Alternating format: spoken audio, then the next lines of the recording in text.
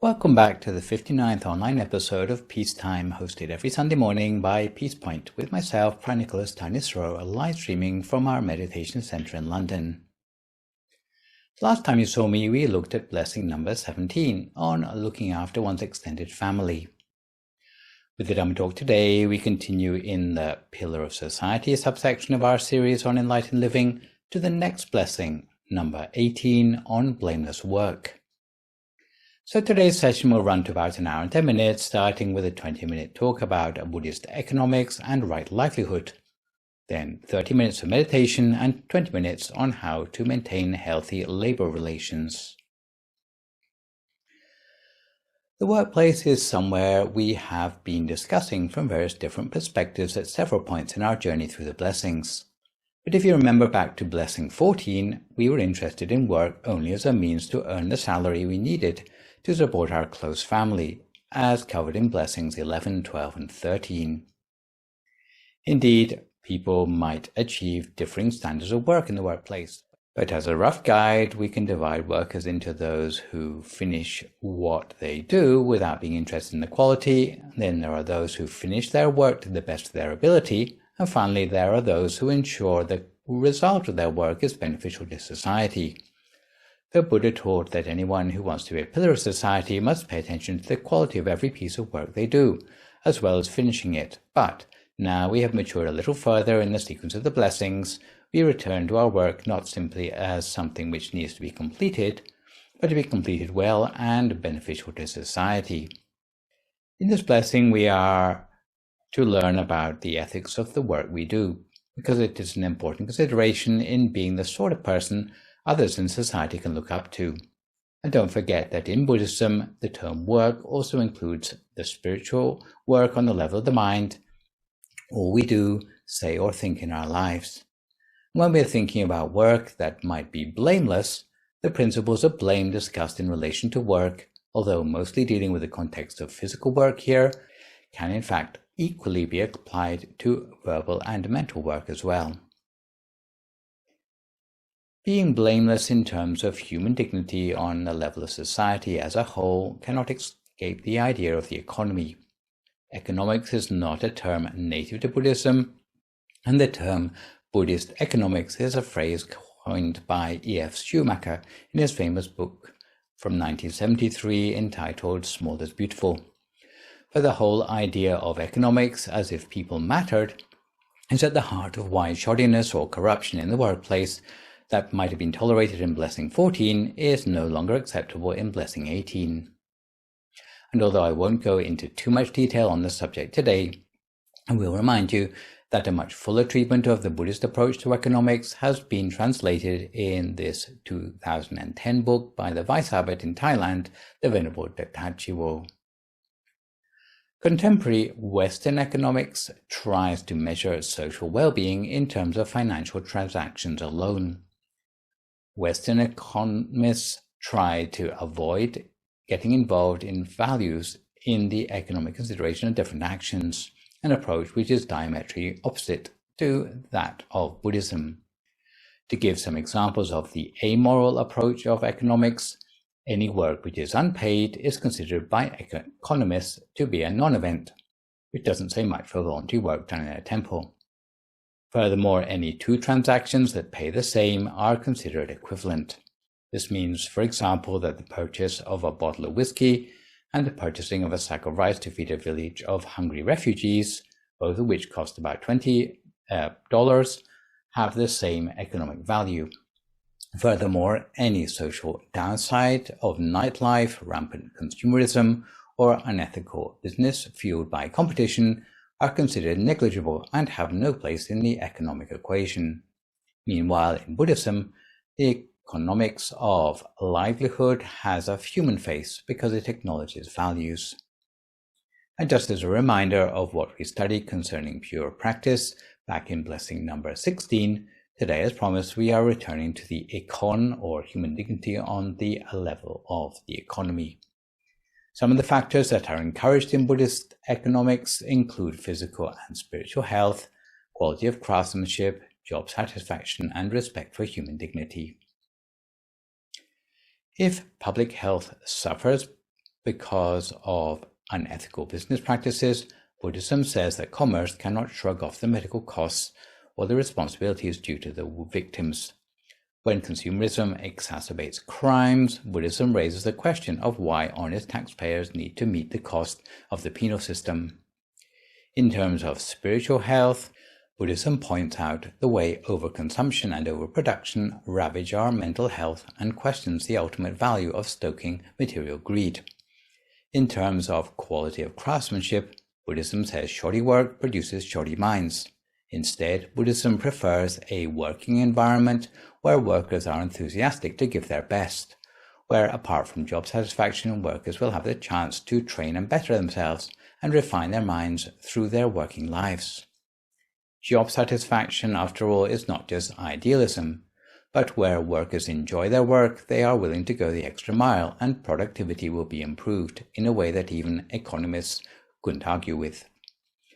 In terms of respect for human dignity, to be ethically sound, economic activity must take place in a way that's not harmful to the individual. It must not encourage one individual to take advantage of others, and it must not undermine the dignity of society at large, or indeed the natural environment, but rather enhance well-being in all these three spheres. Often, when people are looking to measure the standard of work they are doing, they rely too heavily on the amount of praise or criticism they receive from others. Which brings me to a story which comes from one of Aesop's fables, sometimes known as the miller, his son, and the donkey. In other places it goes by the name of the compliant farmer. One day, a long time ago, an old miller and his son were on their way to the market with a donkey, which they hoped to sell. They drove him very slowly because they thought they would get a better price for the donkey if they kept him in good condition. As they walked along the highway, some travellers laughed loudly at them. "What foolishness," cried one, "to walk when they may as well ride." The most stupid of the three is not the one you might expect. Miller did not like to be laughed at, so he told his son to climb on the donkey's back and ride. They had gone a little further along the road when 3 salesmen passed them by and said, "Oh, what have we here? Respect age, young man. Get down and let the old man ride." Though the miller was not tired, he made the boy get down and climbed on the donkey's back instead, just to please the salesmen. At the next turnstile, they overtook some women carrying market baskets loaded with vegetables and other things to sell. "Look at the old fool," exclaimed one of the women, perched on the donkey while the poor boy has to walk. The miller felt a bit vexed, but to be agreeable, he told the boy to climb up behind him. They had no sooner started out again than a loud shout went up from another crowd of people on the road. "What a crime," cried one, "to overload a poor dumb beast like that. He'd look more able to carry that poor creature than he is to carry them." "They must be on their way to sell the animal to the knacker's yard," said another. The miller and his son quickly scrambled down from the donkey, and a short time later the market was thrown into uproar as the two came along carrying the donkey slung from a pole. A great crowd of people ran out to get a closer look at the strange sight. The donkey didn't mind being carried, but so many people came to laugh and shout that he began to kick and bray, and then, just as they were crossing a bridge, the ropes that held him in place gave way, and down he tumbled into a river. At this point there was nothing left for the poor miller to do but to set out sadly for home. The usual moral given for this fable is, when you try pleasing everybody, then you end up pleasing no one. But a more poignant message to take from our story, particularly in the context of ethical work, is, firstly, if you want to find something to criticize, you can always find something. However, unfortunately, those who spend their whole time criticizing others are very numerous in this world. Therefore, if you're going to rely on others' praise or criticism to teach you the truth of a situation, you will always be at a disadvantage. And this is why you are better advised to work from some sort of rule of thumb rather than popular opinion. In other words, principles which are tried and tested. In place of hearsay or arbitrary standards for ethics in the workplace, the Buddha advocated that we should make sure any work we do is ethical and draw the line accordingly. And in order to do this, we revisited a set of 4 principles we saw already in Blessing number 9, The first and most important criterion for livelihood being ethical is whether it compromises the 5 precepts, or what you can consider a minimum baseline for humane behavior. For example, you should avoid becoming a hired assassin unless you intend to be unsuccessful at it. The second criterion, not prohibitions but a set of positive observances, is that any livelihood should conform with the 5 virtues or pancha Dhamma, which comprise compassion, non-exploitation, not cheating on one's lawfully wedded, truthfulness and awareness. The third criterion is that your chosen livelihood should not be illegal, for example, smuggling. And the fourth criteria, in case your livelihood has not fallen foul of the first 3 criteria I've mentioned, is that our livelihood should not conflict with local etiquette or bring us into disrepute with those we share society with. For example, unlike in America, you should avoid giving tips when in Japan because it would come off as patronizing and embarrassing to the recipient. This is why if you want to be a pillar of society, then give potential jobs careful consideration before adopting them professionally. Of course, you have to do your job well, but you also need to consider if there's going to be any bad side effects occurring as a result of the paycheck you take home. If in doubt, check by using these 4 principles. Check your job complies with precepts, virtue, the law, and local etiquette. Buddha taught that ideally our income should come from hard and honest work, otherwise the economy and society cannot truly prosper. Of course, earning your living by thieving, shoplifting, or pickpocketing would not be condoned in Buddhism, because they all fall on the wrong side of the ethical line we defined earlier by our 4 principles. But no matter what occupation you're talking about, there is always a grey area concerning what constitutes a fair profit.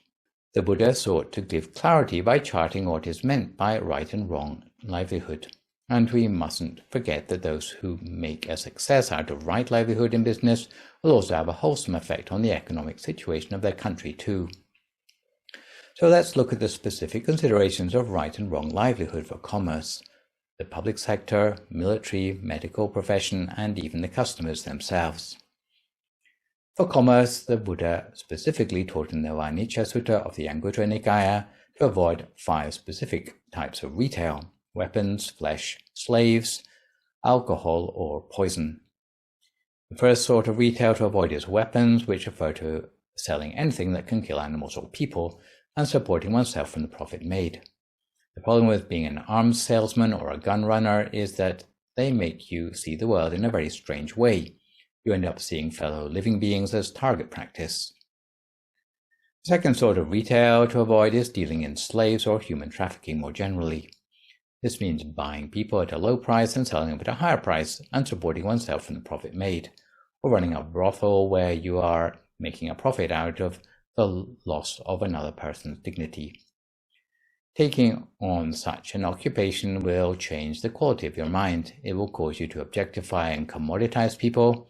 As Bob Dylan wisely said, he started out in dealing with slaves and something inside of him died. And what has to die for a slave trader to continue in their job is any respect for human dignity of their merchandise.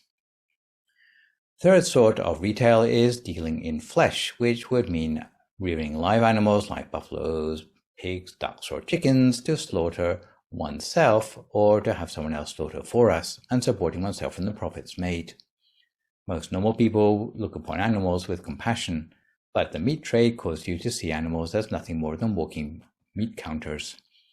So even though it may not be your hand on the captive bolt pistol, as a meat trader, your appreciation of the preciousness of life will disappear. The fourth sort of retail to avoid is dealing in alcohol or narcotics, meaning selling alcohol, beer, spirits, or any other sort of non-medicinal narcotic causing heedlessness, and supporting oneself from the profit made. The humble off-license or liquor store complies with the law of most countries, but it does break with right livelihood. Ask yourself who your best customers are in your liquor store, and it'll always be the addicts. So basically, you are making a profit at the expense of their reputation, their wealth, and their health. So where is the human dignity in that? Finally, the sort of retail which needs to be avoided is dealing in poisons, which might mean selling things like insecticide, rat poison, or the sort that is slipped into people's drinks. Even chemicals like DDT, used to solve the malaria problem, actually take 15 or 20 years to break down, leading people in mosquito-ridden areas to die of DDT poisoning instead of malaria. So, in summary, those entangled in any of these trades will find themselves increasingly unable to feel compassion for others. The same principles of right livelihood would apply to dishonest retail practices, for example, fixing weights and measures, no matter what you're selling.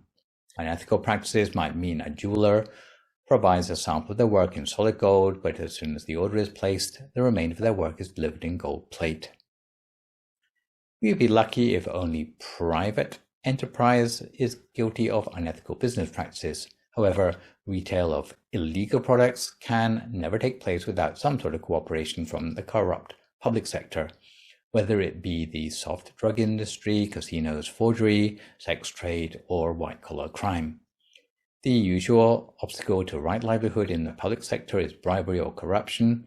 For example, surveyors in charge of measuring land for a buyer, if they are dishonest or corrupt and don't get paid protection money, will overmeasure the land. However, if they are bribed, they will undermeasure it. Judges whose verdicts are affected by bribery are no better. All come under the heading of wrong livelihood.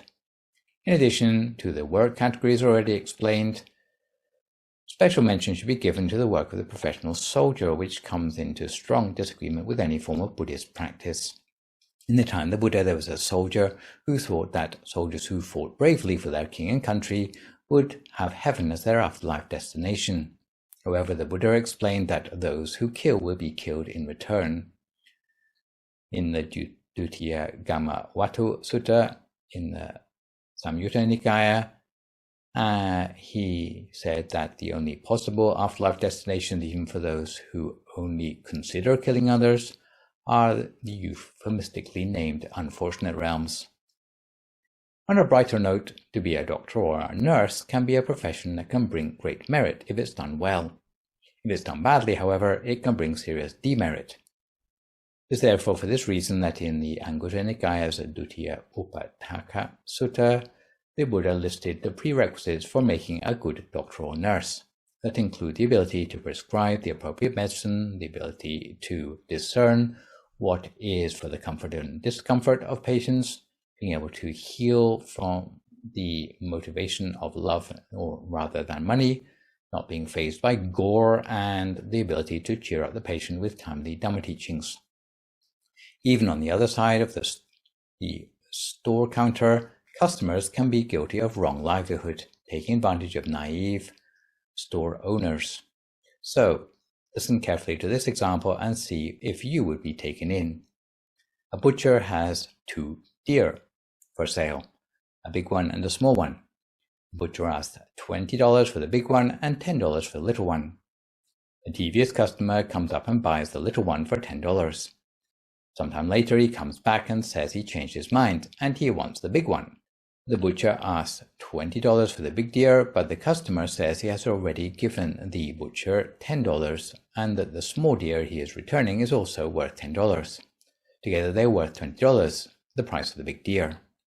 The customer therefore exchanged the big deer for the small one. Meanwhile, the butcher is not smart enough to keep up with the customer's trick and is thereby cheated. On this occasion, the customer is the one guilty of wrong livelihood, even though he might say the butcher deserved it. To conclude, if you aim to be a pillar of society who is beyond criticism by any reasonable person in the world, you can use a right livelihood as your standard in ethical working practices. Apart from avoiding blame, all tasks which you do will be done to the best of your ability. Others will regard you as an upstanding member of society. So, now that we know a little bit more about the importance of right livelihood, let's take a few moments to recenter ourselves in the source of goodness in our lives by settling for 30 minutes of meditation, which today is a recent live recording of the meditation on the art of waiting. So if at this time you'd like to find a comfortable sitting position for yourself as you listen to my guidance.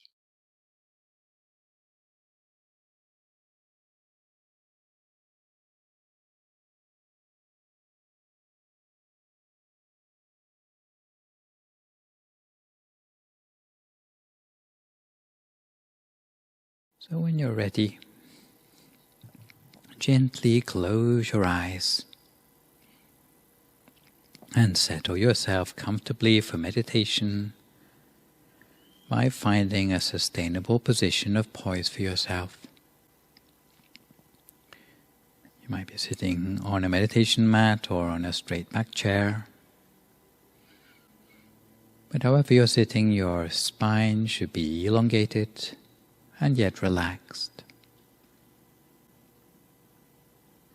Allow your hands to rest palm upwards on your lap.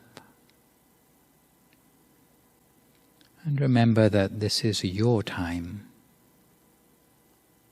It's time for yourself, rather than being time for anyone else's benefit. So we might begin by connecting with the sensation of our breath moving through our nostrils. We continue breathing in a slow, steady rhythm. We might imagine that as we breathe, we are taking in delightful fragrance with each in-breath, perhaps like roses in full bloom, or a freshly brewed pot of coffee, or anything else that's pleasing for your senses.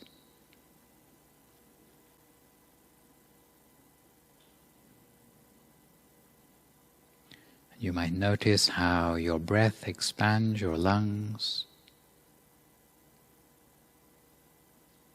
creating a subtle rising and falling movement. And we allow this breath to nourish and soothe us.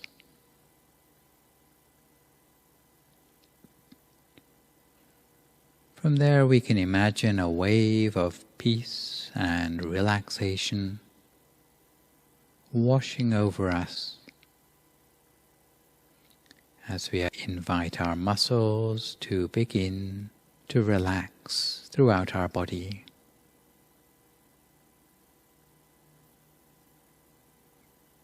So we relax and release any pent-up tension in the muscles of our body, starting by relaxing the muscles of our face, whether it be our eyebrows, eyelids, or the muscles of our jaw.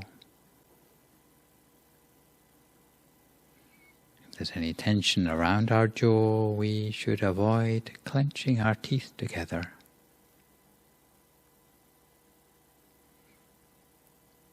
And as for any other tensions, we allow them to relax completely, and we can just let go.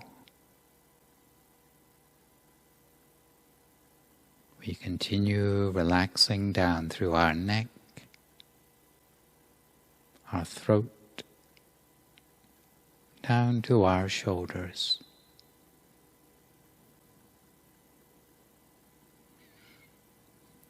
We let our arms hang effortlessly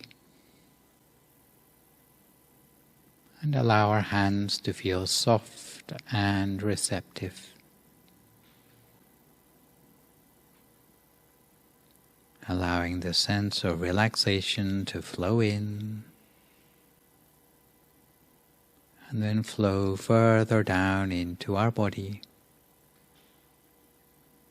whether it be our lower, mid, or upper back. Continuing on down, relax all the muscles of our torso,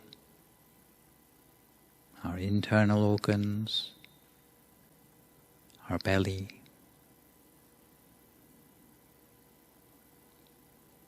before allowing the muscles of our hips and our legs to relax as well.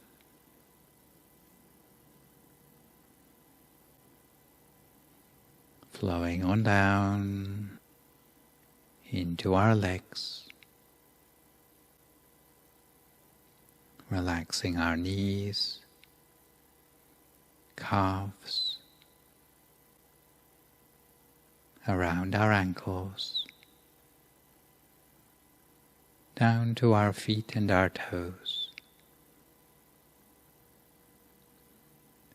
allowing them all to relax completely until our entire body feels relaxed, almost to the point that we feel that our body is melting away into the atmosphere around us, in the same way that sand might run through an hourglass, or that an ice cube might melt away into nothing but water. Sometimes having a picture in mind will help us with the relaxation process.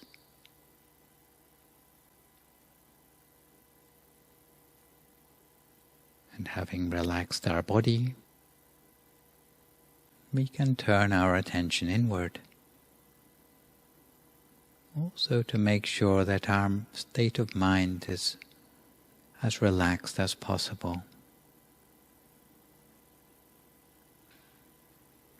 Often it's just a case of letting go of any thoughts or distractions still lingering in the mind,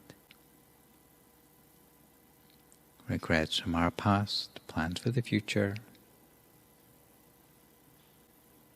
remaining in the present moment.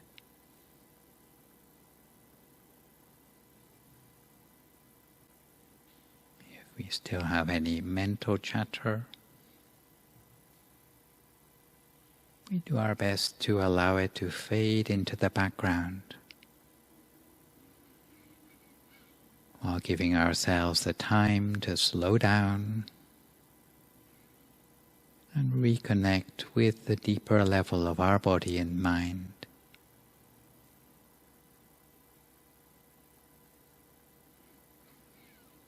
While conjuring up inside ourselves a sense of happiness and joy, and if such a feeling doesn't come naturally to us, then we might cast our mind back to a time in our lives when we did feel truly happy. Reconnecting with that feeling can conjure up that feeling all over again in the here and now,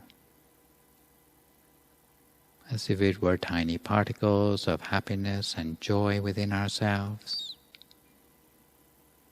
completely filling our body and mind.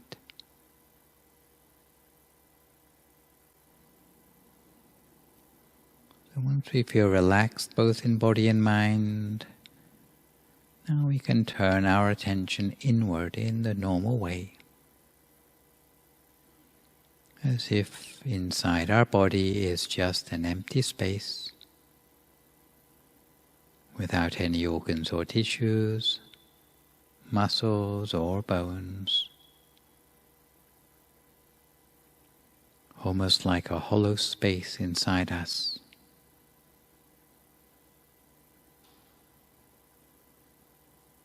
And inside our mind we might conjure up a feeling of positive energy in our life,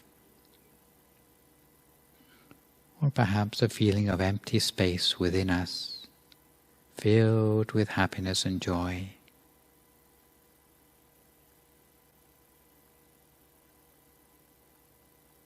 And within that empty space of our body, we might remember back to that object that we imagined a few moments ago, perhaps something like the shining sun, a star, maybe a diamond or a full moon,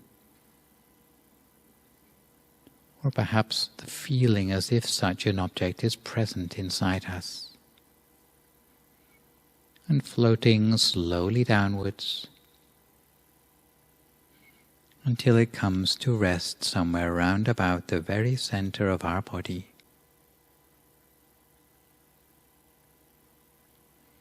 Somewhere on the level of our solar plexus, somewhere around the center of our diaphragm.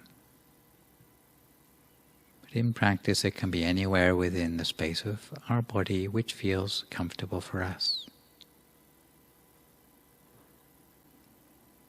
What's important is that if anything distracts our awareness away,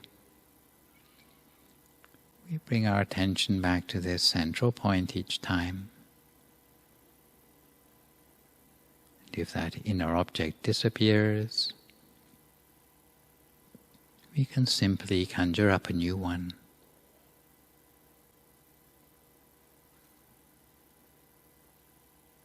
We continue by checking in at the center of our body. The way we apply our mind should be with the utmost gentleness, making sure we don't press tightly within our awareness. All we need is the mental equivalent of something like a soft nudge at the center. Checking in gently but firmly. Touching with only a feather-light touch.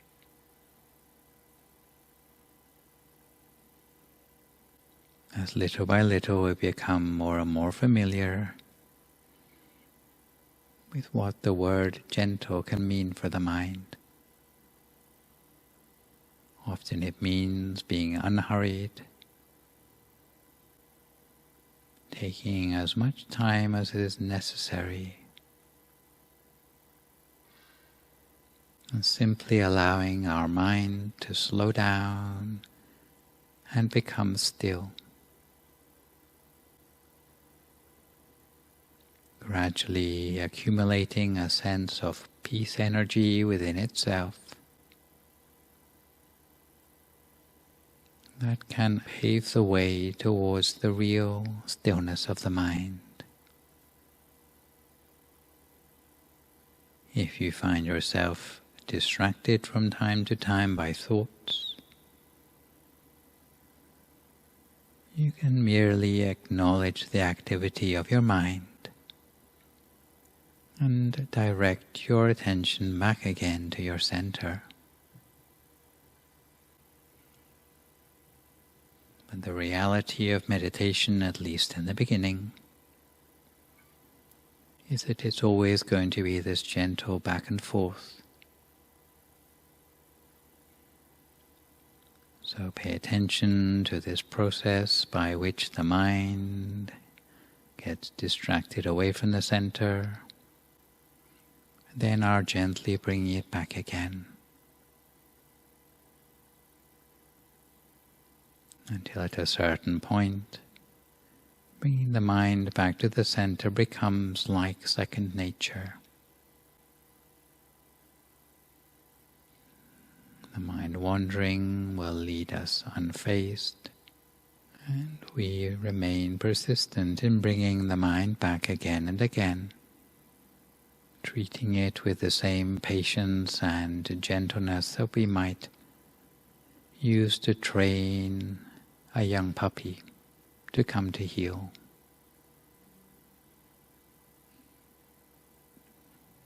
In meditation, you never have to push anything away.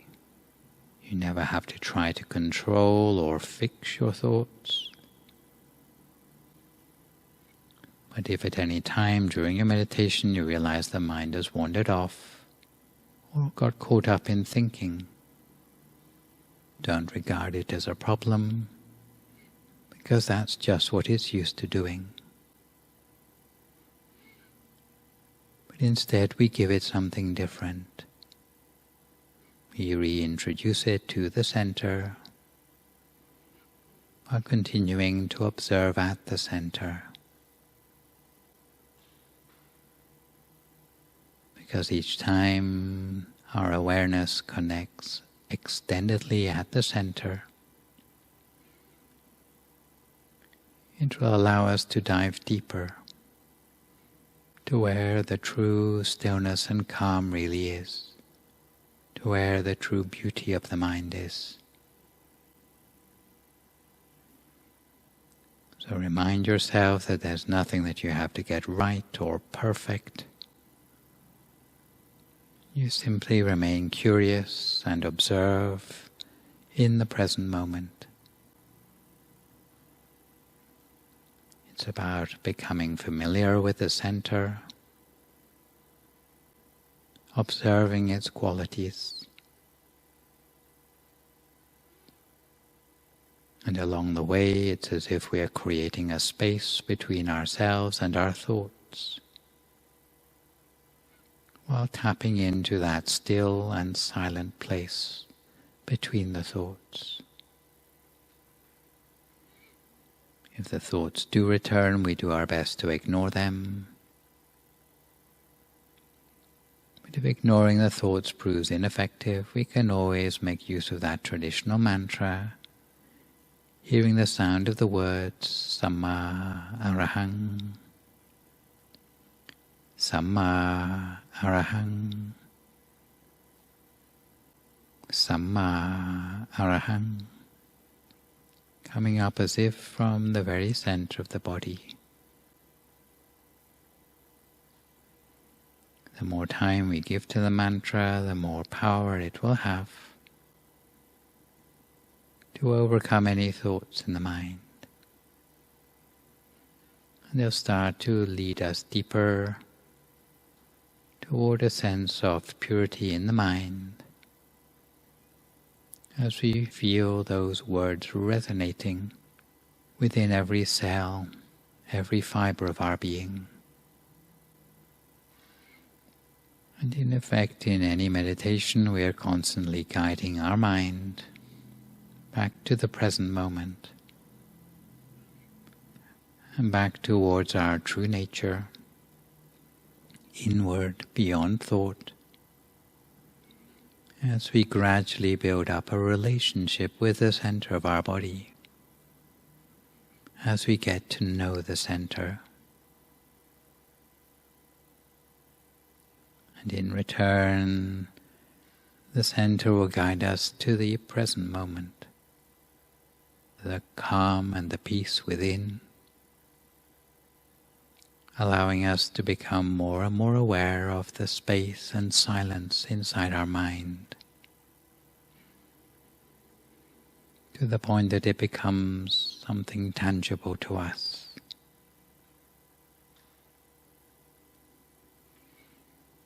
But in the meantime, we may be aware of thoughts or sounds or emotions, and all we need to do is observe them, while maintaining contact with the center of the body, gradually building up familiarity with the center.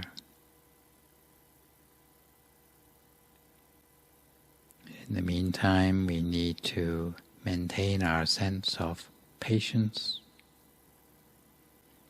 rather than asking ourselves why it's taking so long, or why the feeling isn't clear yet, or why the meditation proper hasn't kicked in yet.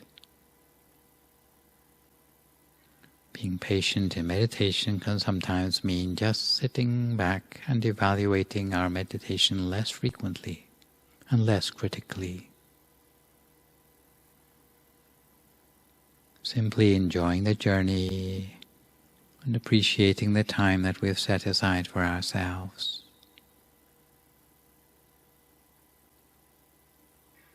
Because change in meditation can be slow in nature, rather like grass growing.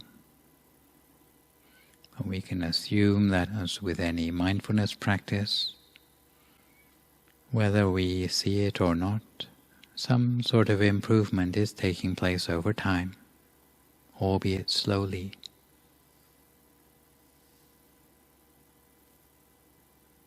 So we spend our time running less of a mental commentary,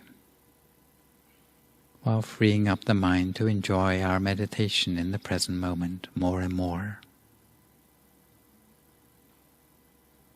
And for now, we sit for a few more moments in silence, lightly and gently, with our inner object at the center of ourselves. And the mantra too, if it's necessary to reduce the thoughts. Each to our own practice for a few more moments now in silence, until we come to the appropriate time.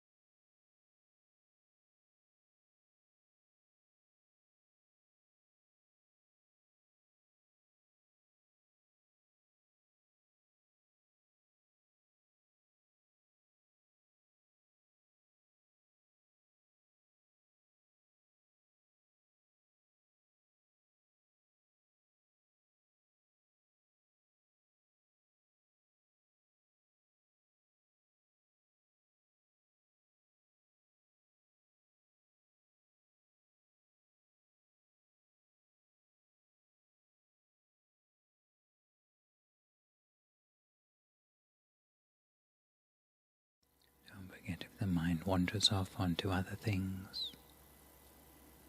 Each time we realize, we simply bring our attention back again to the center of the body as before.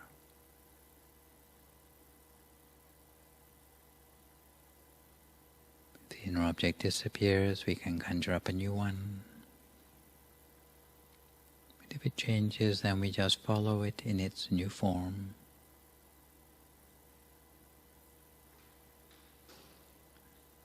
Is constant optimization of the mind requires a special sort of patience, a special sort of continuity, a continuity which is somehow inexorable and elemental, rather like the ocean itself that can spend aeons breaking large rocks down into sand, simply by touching the land with surf, wave upon wave. In the same way, in our meditation, with the same unfailing gentleness and kindness, we usher our attention back to the center each time. There's no shame in having the mind wander. It's a natural feature of the mind which can happen to anyone. If our mind should wander, we simply check in again with the center, or breathe the awareness back again to the center of the body. It's no big deal, it's no real trouble.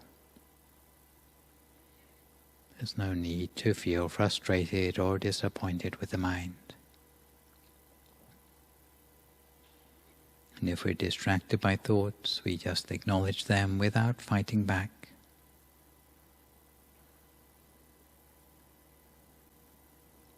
And eventually, if we wait long enough, then they will go away by themselves if we no longer take notice of them.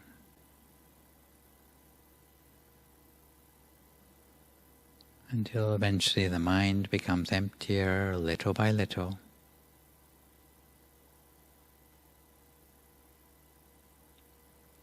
But even in the meantime, the waiting already feels little by little more peaceful. As we continue to remain inside our center in this way for a few moments more, we let the peaceful feeling and energy cleanse this empty mind of ours.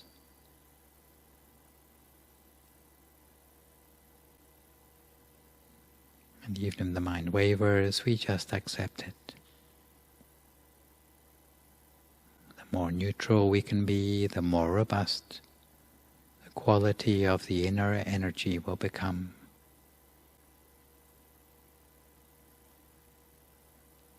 Which is why the waiting mind is so precious. Because without the waiting mind, nobody can be successful in meditation. It's sometimes said that either all things or good things come to those who wait. Since patience allows us to remain steadfast in the face of provocation or annoyance, misfortune or pain. And in our meditation it can help us to overcome the restlessness or annoyance when confronted by delays.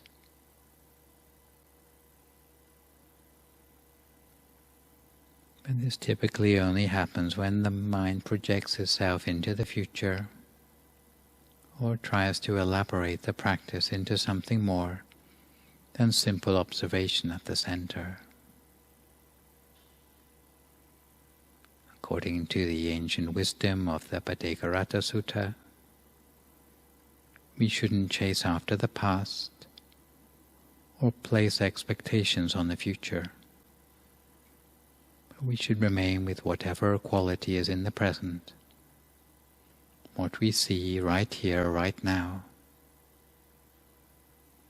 So we continue to remain inside the center in this way for a few more moments, longer in silence, until we come to time for some loving kindness meditation today.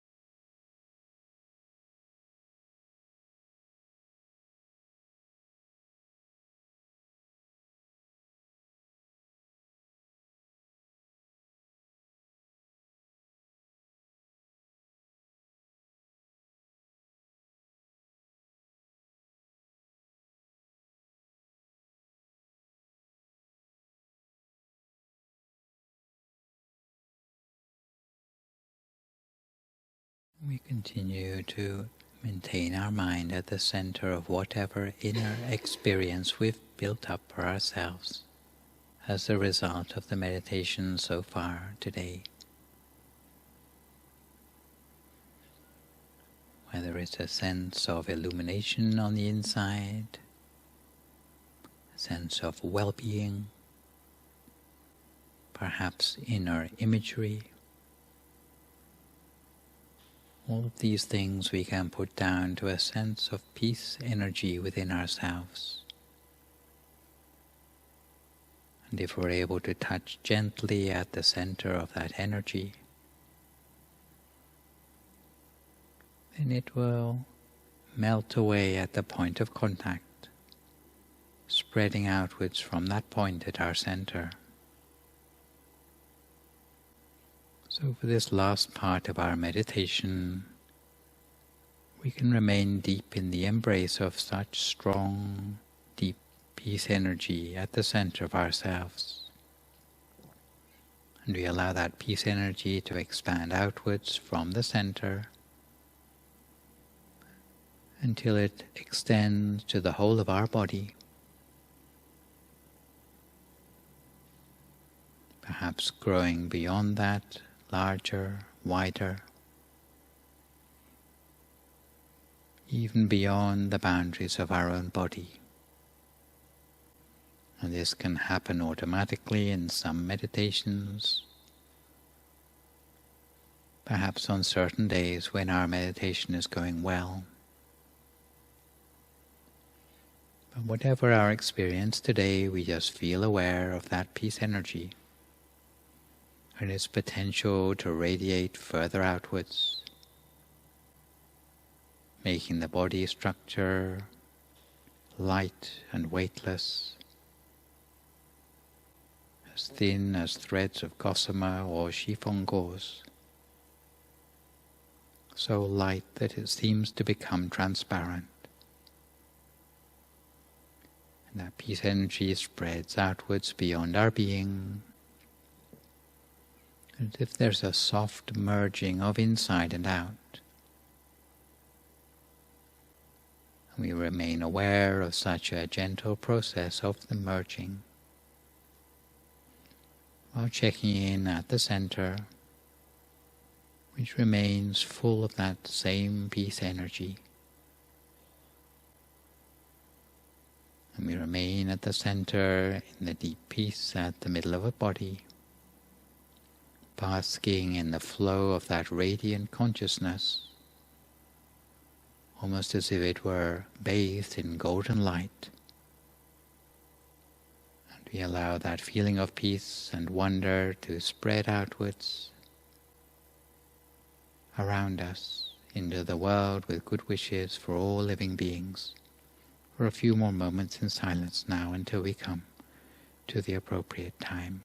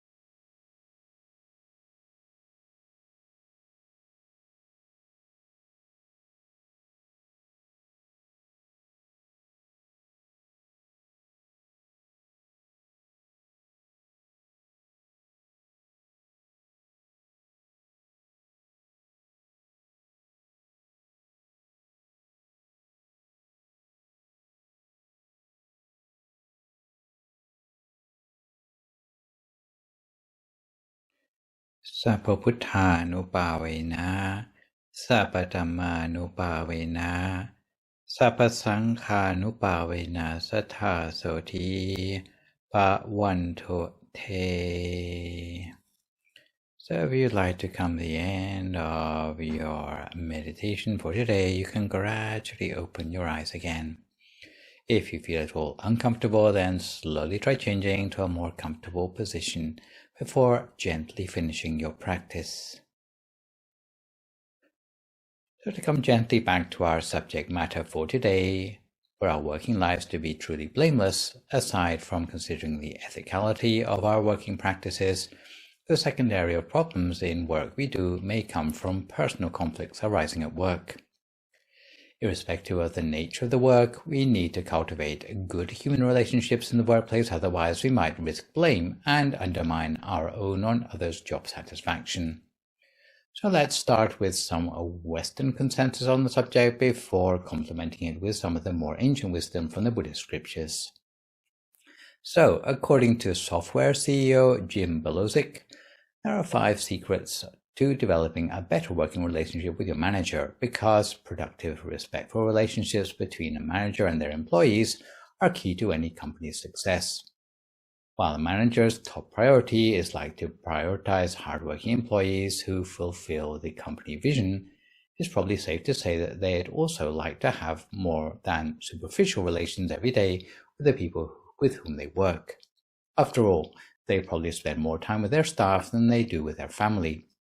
Of course, there's something in it for employees too, because a manager plays a key role in advancement opportunities. So the more they know you, your work, and your work ethic, the more likely you are to be rewarded.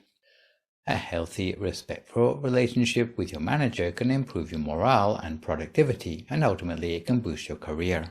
If you want a relationship that goes beyond "we get along fine," you might try some of the following 5 suggestions. Firstly, the employee may need to take the initiative to set up monthly meetings. If it's only a small business, it would be easy for the employer and the employee to see each other daily. But for larger outfits, it's more difficult for the manager to check in with every employee every day and keep tabs on all the tasks which each person is working on. So it's important that employees take the initiative themselves to set up individual meetings with their manager at least once a month. This helps the manager know what's going on in the business and helps to show the manager that you care about the job and are keeping goals and expectations in mind. Your manager may be busy, but the time spent will be a worthwhile opportunity to discuss the status of your current projects, to present your ideas for the future, and to check in to make sure you're on track with your manager's goals and strategies. Secondly, you may need to go out of your way to demonstrate innovation and initiative. Every CEO or manager wants a company full of motivated and productive employees. If you show that you're excited to take on new projects, it will help both you and your manager be more successful. If you work in an office where people are constantly pitching ideas for new products, services, projects, or process improvements, don't be afraid to raise your hand and volunteer to take the initiative on something. If suggestions aren't free-flowing, keep a running list of your own ideas and offer them up at your monthly meetings with your manager. Be innovative, and taking initiative shows your manager that you're invested in growing with the company, and that's bound to lead to a better working relationship between the two of you. A third facet of getting on well with one's manager is to strive for open communication. How many times have you told your manager that one of their ideas isn't so great? It's a scary conversation for any employee, but it's an important one. Although initially a manager may be reluctant to accept even polite pushback from an employee about their ideas, in the ideal world, the manager should not get upset because, along with the rejection of their idea, comes with a suggestion for an alternative. Smarter employees may even propose how to adapt the manager's idea to make it work more effectively. The key is to remember that an employee is generally hired because they have a specific set of skills that a company values, and which allows them to see a different perspective than their manager can. Feeling comfortable enough to disagree with the manager and have an open line of communication, in theory, will build a strong relationship, one in which everyone in the company knows the best ideas will always be the ones to rise to the top. A fourth consideration is to remember your manager is human too. Most leaders come to work with their professional game face on, armed with a to-do list a mile long. They spend their days focused on moving the company closer to its goals. However, even leaders appreciate when their employees see them as something more than the person who signs their paychecks. Just as a manager should keep their employees happy and loyal by asking their team, "How was your weekend?" it ought to be a two-way street. Employees should take the time to ask their managers questions like, "How are you? Did you do anything fun at the weekend?" This isn't about being best buddies or feeling like you need to hang out together outside of work. It's about communicating on a more personal level. Last but not least, you shouldn't forget to be yourself. You've probably heard some of your co-workers referring to their work wives or their work husbands. It's usually said in jest, but there's some truth in the sentiment. Many full-time employees spend more time with their colleagues than they do with their actual families, and sometimes that commitment can cause friction at home or resentment at work. But unless your manager is psychic, they may have no idea about any issues brewing in your personal life. Generally, it's better for employees to be able to tell the manager when something at work or at home is affecting their working life, rather than leave their boss wondering why productivity has suddenly dipped or why you developed a bad attitude. So if you're a parent whose office hours are taking a toll on your family, propose a schedule that allows you to work from home part-time. Or if you're a part-time college student who needs some extra time off close to the exam time, see if there's a way to make up that time elsewhere in your schedule. Ask for what you need, but be willing to compromise, and your relationship with your manager will be the better for it. Keep in mind that your goal shouldn't be to become best friends with your manager, but there is no reason why the workplace should not be the opportunity for manager and employee to bring out the best habits in one another. So if you can focus on establishing good communication skills and building trust, then the rewards will follow on many levels. So coming now to the Buddhist point of view, blameless work doesn't just mean getting on well with our manager, but describes a reciprocal set of duties between employer and employee. These Reciprocal relationships are laid out in the fifth grouping of the relationships mentioned in the Siglavada Sutta. So let's start with the employer first of all, and bear in mind that most employees in the time of the Buddha were housed by their employer and did not worry about things like health and safety. In any case, the Buddha laid down 5 responsibilities of a manager. First responsibility was to allocate appropriate work. An employee's work should be allocated based on that person's age, health, disposition, and capability, so that their work can be rewarding. For example, a flexible employer might give employees lighter tasks if they are working through their pregnancy. Secondly, a good employer needs to give adequate food and remuneration. A decent living wage should be paid and should increase according to the pay scale index. If employees live on site, their living and catering arrangements should be adequate. A manager with such caring behavior will manage to maintain the goodwill and loyalty of their workforce. And at this juncture, I should point out that there is a difference between Asian and Western work culture, where in Asia, you charm your employer into giving you a raise in pay by working hard and being loyal, whereas in the West, normally you wouldn't get a raise in pay unless you ask for one. Thirdly, for a good employer, they need to take care of the employee even in times of illness.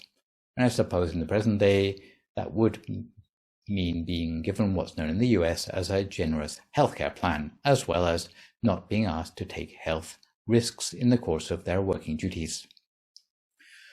Fourthly, a good employer needs to, from time to time, give delicacies. So this is a literal translation from the ancient scripture. So what would be expected would be for the boss to organize celebrations for special occasions to keep the manager-employee relationship an amicable one. In the present day, it might translate as pay bonuses for good work or prizes for Employee of the Month. Lastly, a good employer needs to allow holidays on occasion. Employees should be allowed to take holidays according to the usual working calendar and national festivals or upon request. Employers and managers who take responsibility for their employees in these 5 ways are almost like a parent caring for their workforce, and from the Buddhist point of view is seen as a source of good habits and inspirations even in the place of work. However, such good treatment from the employer doesn't come for free or out of legal obligation, and the Buddha also laid down 5 responsibilities an employee ought to have towards their employer in return. The first 2 characteristics of a good employee are that they need to start work before their employer and finish work after them. If any employee can practice both of these duties, it shows that they have a strong degree of responsibility towards their employer, a sincere respect, love, and gratitude towards their employer, rather than trying to get away with the minimum of effort. Thirdly, a good employee should take from their workplace only the things expressly given to them by their employer. So petty workplace theft these days seems to have moved on from the occasional office supplies to more serious crimes like embezzlement, data theft, identity theft, or sweethearting. Apart from being illegal in many countries, none of these would be considered behaviors worthy of a good or trustworthy employee. Fourth, a good employee needs to do their work better, which means putting in the effort to innovate and improve the efficiency of their tasks without using this as a bargaining chip to negotiate a raise in pay from their employer. Lastly, a good employee needs to maintain and defend the manager's good reputation. Not that this advice should stand in the way of whistleblowing in the case of real workplace abuse, but if the employer has stuck to their 5 duties, they ought to be regarded as their employees in the same way as a kindly relative or a parent. The employer ought to be in such good standing with their workforce that the employees would want to stand up for their employer and their reputation. If the worst comes to the worst and neither the employer or the employees live up to their set of 5 duties as laid down in the Siglavada Sutta, the sort of damage that comes from a breakdown of labor relations usually comes down to collective bargaining and eventually industrial action. If the employees are paid by the hour, they will stage a go-slow to slacken the rate of production. If they earn a piece rate pay, then they would turn to shoddy work. If they are so inclined, there are a lot of things employees can do to damage or bankrupt the company they work for, like the data theft I mentioned earlier, especially relating to trade secrets. Meanwhile, the employers ramp up monitoring and surveillance, making the life of employees increasingly unpleasant. And these are only some of the consequences within the workplace. But the problem of labor relations going sour goes wider to affect the quality of life in society as a whole. If employees lack job satisfaction, they will distract themselves with other short-term pleasures, which involve undisciplined expenditure on roads to ruin that will eventually lead to debt problems which will eventually come back to harm the employer too. So in short, it's better for everyone if there is harmony in the workplace. For today, I'd like to leave you with a short story about honesty and dishonesty in the workplace. It comes from one of the early birth stories of the Buddha, known as the Serivā Jātaka. The Bodhisattva was once a door-to-door salesman of Serivā, whose name was Serivā. His job was to go from house to house, sometimes selling goods and trinkets, sometimes buying goods and trinkets the householders offered him. One day, along with another greedy door-to-door salesman, he crossed the river Thelavaha and entered the city of Andapura. In that city there was a family who had fallen on hard times, the sole survivors being a girl and her grandmother. The greedy salesman went to their house with his wares. The girl begged the grandmother to buy a trinket from the salesman and to pay for it with a gold-plated bowl from which they ate. In fact, the bowl was a valuable heirloom, but it had lost its luster, and neither the old woman or her granddaughter knew its true value. The greedy salesman was called in and shown the bowl. He scratched it with a needle and knew it was solid gold, but wishing to have it for nothing, said it wasn't worth half a farthing. So he made a show of throwing it down and stomping out of the house. Later, the salesman who was the Bodhisattva came to the same street and was offered the same bowl. Unlike the previous salesman, he told the lady and her granddaughter the truth, gave them all the money he had together with his entire stock, leaving only 8 pieces of money for himself. These he gave to the boatman and boarded the boat for the return crossing over the river. Meanwhile, the greedy salesman went again to the old woman's house, hoping to get the bowl in exchange for a few trinkets. When he heard what had happened, he went ballistic and, throwing down all he had, ran down to the river to find the bodhisattvas both already in midstream. He shouted to the boatman to return, but the bodhisattva urged him on. The greedy salesman, realizing he had lost through his dishonesty, was so upset that his heart burst and he fell down dead. Unfortunately for the bodhisattva, this was the start of a vengeful feud with the greedy merchant's reincarnation for many lifetimes, until he was to arise as Devadatta in the Buddha's final lifetime. But what I would like you to remember from the story is that ultimately, taking an unfair profit in the work context never works out well for anyone. So this session I have introduced to you Blessing 18 on Blameless Work. For our next live session online, which will, fingers crossed, be a week on Sunday morning, we'll move on to the 6th group of blessings with Blessing 19 on abstaining from all unwholesomeness, which will be our first down payment on preparing our mind for enlightenment. For good measure, I would like to remind viewers you can email your questions about meditation or what you've heard in the lecture to the email address that you can see spelled out on the slide, and I'll do my best to answer these on my next session. In the meantime, try to avoid recklessness or complacency as we continue to deal with the knock-on health and social effects of the pandemic. Maintain a positive mood, speak only positive words, forgive others, extend good wishes to others, and meditate daily. Hopefully, as a result of today's session, you will be inspired to bring right livelihood into all your transactions in the workplace. And for today, this is me, Phra Nicholas Thanissaro, signing off for now. So long, folks, and stay safe.